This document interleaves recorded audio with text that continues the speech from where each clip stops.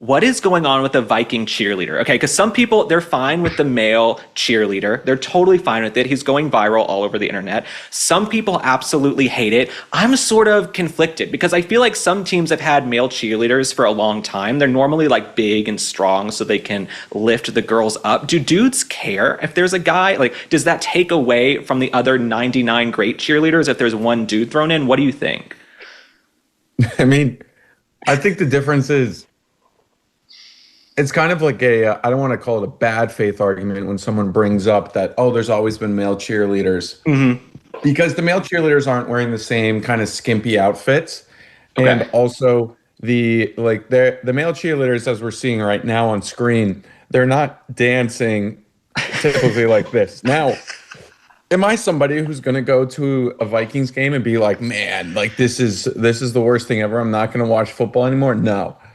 But some people, I guess, it is a little crazy, but I mean, it's in my head, it's not, because like this is culture. Like it's kind of just, it is what it is. But he almost seems like a parody. It seems like a Will Ferrell kind of parody in a way. I agree with what you're saying now that you're saying this. Like the male cheerleaders I've seen, yeah, they're like lifting the girls up for these like huge leaps and tricks and flips. I do agree with you. I also feel like they chose a very feminine looking guy. Like in my opinion, just my opinion alone, this guy has had a little bit of plastic surgery, a little bit of Botox and filler. I get it. I kind of get it now, but I'm just like, do guys actually care that much? Like, is it gonna ruin it for you if there's this one dude on the field? We've gone through so many kind of, I would say, eras of NFL fans saying that they're not going to watch anymore. But that's just not true. You see the numbers. NFL is very popular. It continues to be one of the most watched live events outside of, actually it is the most watched live event in the world outside of the World Cup and then maybe like the Olympic. I don't know. It's just like in America, football will always be dominant. And I don't think you could have every team have 100 men, or not 100. Like how many girls or women are on a NFL cheerleader team? 15, 20? All of the teams could have them be just men, flamboyant men like that. And I don't think it would affect ratings. Like I think it's too powerful, too big to fail. That being said, it's interesting because some NFL teams have gone away from cheerleading because it's like viewed as sexist. And a lot of the teams that are more down south, Cowboys, which I mean you can debate if Texas is down south all you want, but like that, just for the sake of what we're talking about, the Jaguars still have it, the Dolphins still have it, I think the Falcons still have it.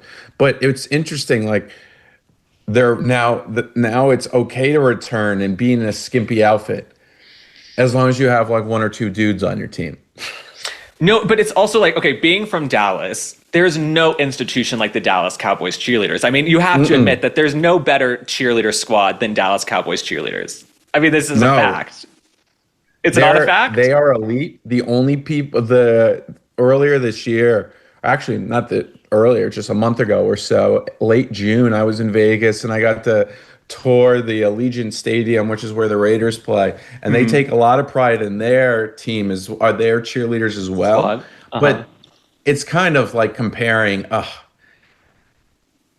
it's impossible to compare. It's the Cowboys cheerleaders are 1-1. I think everyone's competing for second.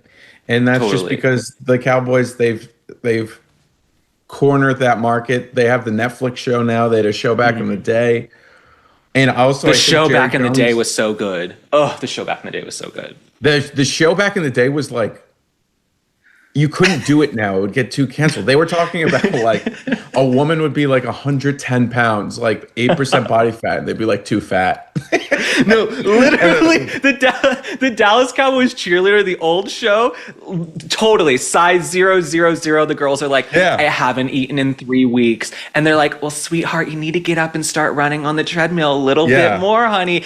You're getting a little thick here. Like they'd have them come in and try on the real like short shorts, and they're like, yeah, it wouldn't work. So, but I feel like in the culture now, it's okay to go back to that. Like we're in this era of like make America hot again, where it's like now you can say, you know what? We want to see hot people who are healthy and fit doing flips and tricks. You know what I'm saying? It's like sort of the Sydney Sweeney model. Like it's okay to have Sydney Sweeney who's hot in an ad every once in a while. We don't have to have like 500-pound non-binary people like in the Calvin Klein ad. You know what I'm saying? I think it's okay to let people be hot again, Jack.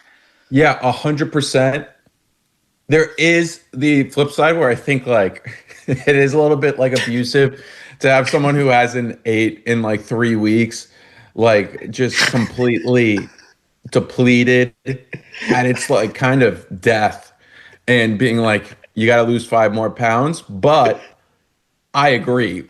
Nobody wants to go to an NFL game and see a 500-pound cheerleader. I think this would be that would be an interesting poll. Who would you rather see, like the flamboyant gay guy Vikings man, or Lizzo, or like just a offensive line squad? I think more people would pick the flamboyant man with like 15 hot women, because like any guy, any red-blooded American male that loves hot women has, not anyone, but most have been around women, and like sometimes they bring around the gay friend. Like it's kind of fitting. You know, I used to be that gay friend, you know, in high school. So no, I get that 100%. No, I think my thing is it's like, I love the women of all different shape sizes. People watching this, y'all are all different shape sizes and we love you, but you're not trying to be a cheerleader. You know what I'm saying? It's like when we have our cheerleaders, they're supposed to be like superhuman. They're not supposed 100%. To look like your average normal girl. It's like the whole thing with the Victoria's Secret show, Jack. I was talking about this a few weeks ago. It's like they canceled the Victoria's Secret show years ago, which I used to love because they went woke and they're like, oh, we have to have all different body types. No, the point of the Victoria's Secret fashion show is that you guys were like insane 0 Amazonian models. Like you're not supposed to look like 99% of the population.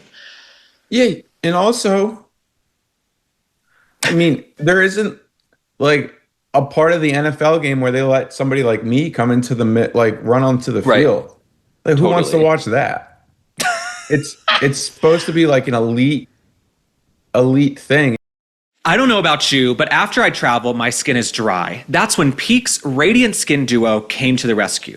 This doctor-recommended duo, trusted by experts like Dr. Mark Hyman, Dr. Jason Fung, and Dr. Will Cole, supports whole body wellness from the inside out. Sun Goddess Matcha provides steady, calm energy throughout the day, packed with L-theanine for focus and EGCG antioxidants. It supports skin clarity and gut health. BT Fountain electrolytes hydrate like nothing else and help lock moisture in, making skin look amazing. And Peak ensures all ingredients are free from heavy metals, pesticides, and mold. If you need more hydration, then give Peak a try. Get 20% off plus a free frother and glass beaker here, peaklife.com/link. Again, that's peaklife.com/link.